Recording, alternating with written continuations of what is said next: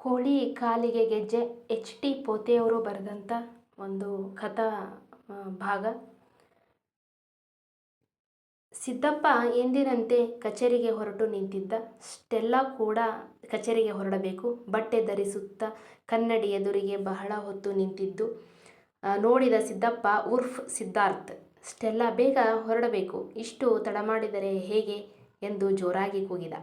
ಆಯ್ತ್ರಿ, ಬಂದೆ ಎನ್ನುತ್ತಾ ಓಡೋಡಿ ಬಂದು ಸಿದ್ದಪ್ಪನನ್ನು ಸೇರಿಕೊಂಡಳು. ಇಬ್ಬರೂ ಕಾರು ಹತ್ತುತ್ತಿದ್ದಂತೆಯೇ ಗೇಟ್ ಕೀಪರ್ ಬಂದು ಗೇಟ್ ಓಪನ್ ಮಾಡಿ ಸೆಲ್ಯೂಟ್ ಹೊಡೆದು, ಸಾರ್, ಲೆಟರ್ ಬಂದಿದೆ ಅನ್ನುತ್ತಾ ಸ್ಟೆಲ್ಲಾ ಅವರ ಕೈಗಿಟ್ಟ. ಪತ್ರದ ಮೇಲೆ ಕಣ್ಣಾಡಿಸಿದ ಸ್ಟೆಲ್ಲಾ, ಊರಿಂದ ಮಾವ ಪತ್ರ ಬರೆದಿದ್ದಾರೆ ಅನ್ನುವ ಮಾತು ಮುಗಿದಿರಲಿಲ್ಲ. ಹೌದಾ ಎಂದು ಸಿದ್ದಪ್ಪ ಉಲ್ಲಾಸಿತನಾದ. ಕಚೇರಿಗೆ ಹೋದ ಮೇಲೆ ಈಗ ಕಾರ್ ಡ್ರೈವ್ ಮಾಡಿ ಎಂದು ಹೇಳುತ್ತಾ ಸಿದ್ದಪ್ಪನ ಬ್ಯಾಗಿನಲ್ಲಿ ಪತ್ರ ಇಟ್ಟಳು. ಬಹಳ ದಿವಸಗಳ ಮೇಲೆ ಅಪ್ಪ ಪತ್ರ ಬರೆದಿದ್ದಾನೆ, ಹೇಗಿದ್ದಾನೋ ಏನೋ, ಏನು ಮಾಡ್ತಿದ್ದಾನೋ ಎಂದು ಸಿದ್ದಪ್ಪ ಯೋಚಿಸುತ್ತಾ ಡ್ರೈವಿಂಗ್ ಕಡೆಗೆ ಗಮನ ಹರಿಸಿದ. ಸ್ಟೆಲ್ಲಾ ಗಂಡ ಚಿಂತಿತನಾಗಿರುವುದು ಕಂಡು, ಚಿಂತಿಸಬೇಡಿ ಸಿದ್ದು, ಮಾವ ಚೆನ್ನಾಗಿರ್ತಾರೆ, ಬೇಕಿದ್ದರೆ ಈ ಬಾರಿ ಬೇಸಿಗೆಗೆ ನಾವು ಊರಿಗೆ ಹೋಗಿ ಬರೋಣ ಎಂದು ಗಂಡನ ಮುಖ ನೋಡಿದಳು. ರಿಯಲಿ, ನಿಜವಾಗ್ಲೂ ಎಂದು ಸಿದ್ದಪ್ಪ ನಗುತ್ತಾ ಸ್ಟೆಲ್ಲಾಳ ಕೈಗೊಂದು ಮುತ್ತು ಕೊಟ್ಟ. ಎಷ್ಟೋ ವರ್ಷಗಳಾದ ಮೇಲೆ ತನ್ನೂರಿಗೆ ಹೋಗುವ ಕಾಲ ಕೂಡಿ ಬಂದಿದೆ. ಅದು ಪತ್ನಿ ಸ್ಟೆಲ್ಲಾ ಸ್ವತಃ ಊರಿಗೆ ಹೋಗೋಣ ಅಂತಿದ್ದಾಳೆ. ಅಪ್ಪನನ್ನು ನೋಡಬೇಕು, ಮುದ್ದಾಡಬೇಕು, ಅಪ್ಪನ ಮಡಿಲಲ್ಲಿ ತಲೆ ಇಟ್ಟು ಮಲಗಬೇಕು. ಅವ್ವ ಹೋದ ಮೇಲೆ ಊರಿನ ಮುಖನೇ ನೋಡಿಲ್ಲ, ಅವಳ ಮಡಿಲಲ್ಲಿ ಆಡಿದ ನೆನಪೂ ಇಲ್ಲ. ಊರು ಹೇಗಿದೆಯೋ, ಕೇರಿ ಬದಲಾಗಿದೆಯೋ ಎಲ್ಲವನ್ನು ನೋಡುವ ತವಕ ಮನಸ್ಸಿನಂತರಾಳದಲ್ಲಿ ಪ್ರವಾಹದ ನೀರು ಉಕ್ಕಿ ಬಂದಂತೆ ಭಾಸವಾಯಿತು. ಅಷ್ಟರಲ್ಲಿ ಸ್ಟೆಲ್ಲಾಳ ಕಚೇರಿ ಬಂತು. ಇಳಿದು ಬಾಯ್ ಹೇಳಿದಳು. ಸಿದ್ದಪ್ಪ ಪ್ರತಿಯಾಗಿ ಬಾಯ್ ಹೇಳುವಷ್ಟರಲ್ಲಿ ಗ್ರೀನ್ ಸಿಗ್ನಲ್ ಬಿದ್ದಿತು. ಕಾರು ಓಡಿಸುತ್ತಾ ಅಪ್ಪನ ಪತ್ರ ಯಾವಾಗ ಓದೇನೋ, ಏನು ಬರೆದಿದ್ದಾನೋ ಎಂದು ಯೋಚಿಸುತ್ತಾ ಕಚೇರಿಯ ಅಂಡರ್ ಗ್ರೌಂಡ್ನಲ್ಲಿ ಕಾರು ನಿಲ್ಲಿಸಿ ಲಿಫ್ಟ್ ಹತ್ತಿದ. ಎದುರುಗೊಂಡವರು, ಏನ್ ಸಾರ್, ಇಂದು ಇಷ್ಟು ಬೇಗ ಬಂದಿದ್ದೀರಿ ಎಂದವರಿಗೂ ಅವಸರದಲ್ಲೇ ಉತ್ತರಿಸುತ್ತಾ ಒಳ ಬಂದವನೇ ಬ್ಯಾಗಿನ ಪೊಟ್ಟಣದಿಂದ ಪತ್ರ ತೆಗೆದು ಓದಲಾರಂಭಿಸಿದ. ಅಪ್ಪನ ಕೈಯಿಂದ ಬರೆದಿದ್ದು ಮುದ್ದು ಮುದ್ದಾದ ಕನ್ನಡ ಅಕ್ಷರಗಳ ಮೇಲೆ ಕೈಯಾಡಿಸಿದ್ದೇ ತಡ ಭಾವುಕನಾದ. ಸಿದ್ದಪ್ಪನ ಕಪಾಳ ಮೇಲೆ ಕಣ್ಣೀರು ಧಾರೆಯಾದವು. ಅಕ್ಕಪಕ್ಕದ ಉದ್ಯೋಗಿಗಳು ಸಿದ್ದಪ್ಪನನ್ನೇ ನೋಡುತ್ತಿದ್ದರು. ಎಲ್ಲರೂ ತನ್ನತ್ತ ನೋಡುತ್ತಿದ್ದಾರೆ ಅನ್ನುವುದು ಅರಿವಿಗೆ ಬರುತ್ತಿದ್ದಂತೆ ಸಿದ್ದಪ್ಪ ಲೆಟರ್ ಮೈ ಫಾದರ್ ಎಂದು ಮುಖ ಸೀಟಿಕೊಳ್ಳುತ್ತಾ ದುಃಖ ಉಕ್ಕಿ ಬಂದರೂ ನಕ್ಕು ಪತ್ರ ಓದಲು ಅಣಿಯಾದ. ಮಗ ಸಿದ್ದು, ನಿನ್ನ ತಂದೆ ಮಾಡುವ ಆಶೀರ್ವಾದಗಳು. ಇತ್ತ ನಾನು ಸುಖವಾಗಿದ್ದೇನೆ. ಅಲ್ಲಿ ಊರಲ್ಲಿ ನಿನ್ನ ಚಿಕ್ಕಪ್ಪ ಚಿಕ್ಕಮ್ಮ ಎಲ್ಲರೂ ಸದಾ ಕೇಳ್ತಿರ್ತಾರೆ. ನಿನ್ನನ್ನು ಅವರು ಎಂದೂ ನೋಡಿಲ್ಲ. ನೋಡುವ ಹಂಬಲದಿಂದ ದೊಡ್ಡಪ್ಪ ಓದಿ ನೌಕರಿ ಮಾಡುವ ಕೇರಿಯ ಎಲ್ಲರೂ ಆಗಾಗ ಬಂದು ಹೋಗ್ತಾರ. ಅದರಲ್ಲೂ ಪ್ರೊಫೆಸರ್ ಸಾಹೇಬ್ ಬಂದಾಗ ನಮಗೂ ನಮ್ಮ ಅಣ್ಣನ ನೆನಪಾಗ್ತದಂತ ಎಂದು ನಿನ್ನ ತಮ್ಮ ಶರಣ ಹಂಬಲದಿಂದ ಕೇಳ್ತಾನ. ಸಿದ್ದುಗ ಸಣ್ಣವನಿದ್ದಾಗಷ್ಟೇ ನೋಡೀವಿ ಅಂತ ನಿಮ್ಮ ಚಿಕ್ಕಪ್ಪ ಹೇಳ್ತಾನೆ.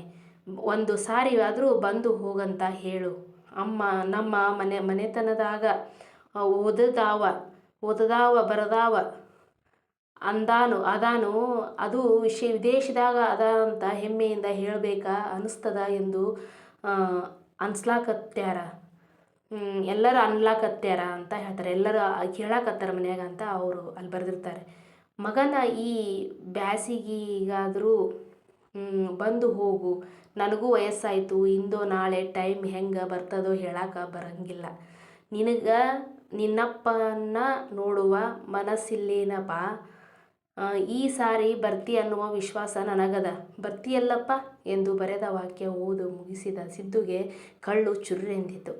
ಅಪ್ಪನೇ ಎದುರು ಬಂದು ಮಾತಾಡಿಸಿದಂಗಾಯ್ತು. ಮಗ ಅಂದಂಗ ನಕ್ಷತ್ರ ಹೆಂಗಿದ್ದಾಳ, ಮೊಮ್ಮಕ್ಕಳು ಹೇಗಿದ್ದಾರ, ಅವರಿಗೆ ಕೇಳಿದೆ ಎಂದು ಹೇಳು, ಮರಿಬೇಡ. ನಿನಗಾಗಿ ಕಾಯುತ್ತಿರುವ ನಿನ್ನ ಅಪ್ಪ ಎಂದು ಪತ್ರದ ಒಕ್ಕಣಿಕೆ ಓದಿ ಮುಗಿಸಿದ್ದ. ಅಪ್ಪ ಯಾವಾಗಲೂ ಒಂದು ಸಾರಿ, ಅಪ್ಪ ನಿನ್ನ ಸೊಸೆಯನ್ನ ನೋಡುವ ಭಾಗ್ಯ ನನಗೆ ಇನ್ನೂ ಬಂದಿಲ್ಲ, ಹೆಸರೇರೆ ಹೇಳಪ್ಪ ಎಂದು ಕೇಳಿದ್ದ. ಆಗ ಸ್ಟೆಲ್ಲಾ ಎಂದು ಹೇಳಿದ್ದೆ.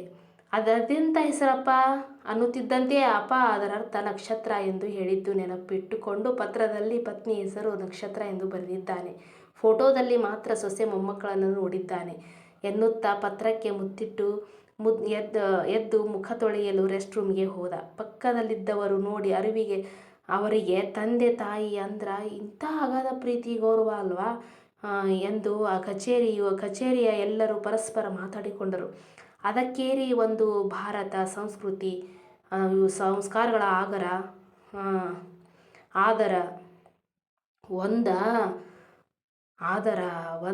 ಒಂದು ಅಪವಾದ ಅಸ್ಪೃಶ್ಯತೆ ಆ ದೇಶಕ್ಕೆ ಅಂಟಿಕೊಂಡಿದ್ದು ಅಸ್ಪೃಶ್ಯತೆ ಒಂದೇ ಅಂತ ಅಂಟಿಕೊಂಡದ ಅಂದ್ರೆ ಅಸ್ಪೃಶ್ಯತೆ ಅಂದ್ರೆ ಅದು ಅಪವಾದ ಆ ದೇಶಕ್ಕೆ. ಈ ಉಳಿದಿದ್ವೆಲ್ಲ ಸಂಸ್ಕೃತಿ ಸಂಸ್ಕಾರಗಳ ಅಂದರೆ ಭಾರತದಲ್ಲಿ ಮೆಚ್ಚಿದ ಒಂದು ದೇಶ ಅಂತ ಹೇಳ್ಬೋದು ಅಂತ ಅವ್ರು ಮಾತಾಡ್ತಿರ್ತಾರೆ.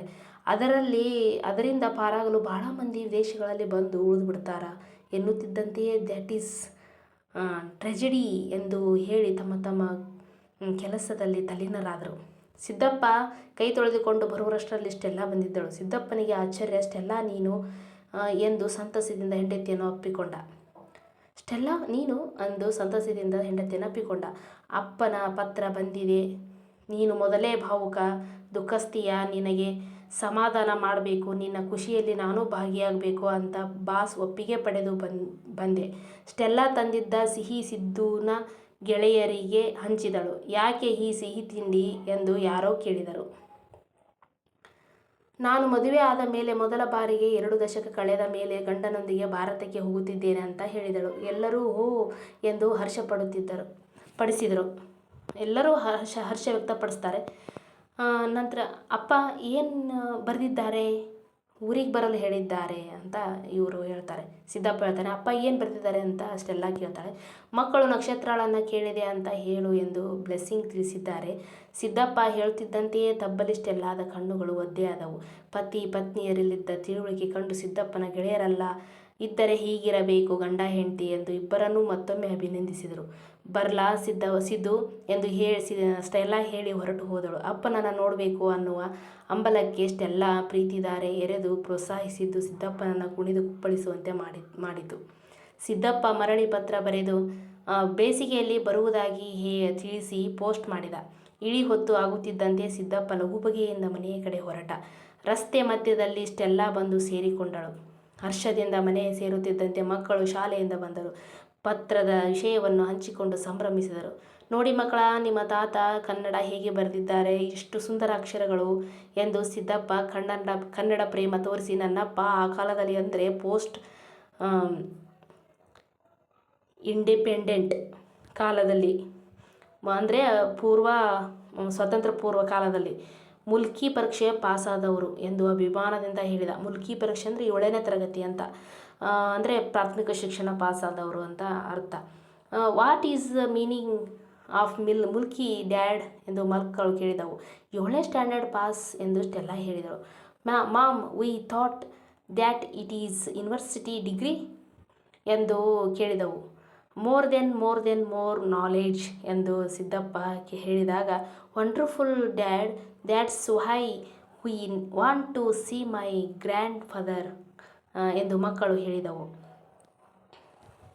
ಆಮೇಲೆ ಸಿದ್ದಪ್ಪ ಪತ್ರವನ್ನು ಮತ್ತೊಮ್ಮೆ ಓದಿ ಕಣ್ಣು ಒದ್ದೆ ಮಾಡಿಕೊಂಡ. Stella today we will go outside ಎಂದು ಹೇಳುತ್ತಿದ್ದಂತೆ ಓಕೆ ಎಂದರು ಮಕ್ಕಳು. Childrens go inside, be ready, come fast ಎಂದು ಸಿದ್ದಪ್ಪ ಮಕ್ಕಳನ್ನು ಹುರಿದುಂಬಿಸಿದ. ಚಳಿಗಾಲ ಮುಗಿದು ಬೇಸಿಗೆ ಸಮೀಪಿಸುತ್ತಿದ್ದಂತೆ ಪಾಸ್ಪೋರ್ಟ್ ವೀಸಾ ಎಲ್ಲವನ್ನು ಸಿದ್ಧಗೊಳಿಸಹತ್ತಿದರು. ದಿನಗಳು ಉರುಳಿದವು. ಊರಿಗೆ ಹೋಗುವ ದಿನ ಬಂದೇ ಬಿಟ್ಟಿತು. ಇಷ್ಟೆಲ್ಲ ಆಗಿದ್ದು ವಿದೇಶದಲ್ಲಿ ಆಗಿರತಕ್ಕಂಥ ಒಂದು ಘಟನೆ. ಇದು 1ನೇ ಭಾಗ. ಆದರೆ ಮುಂದು 2ನೇ ಭಾಗವನ್ನು ಮುಂದೆ ನೋಡೋಣ.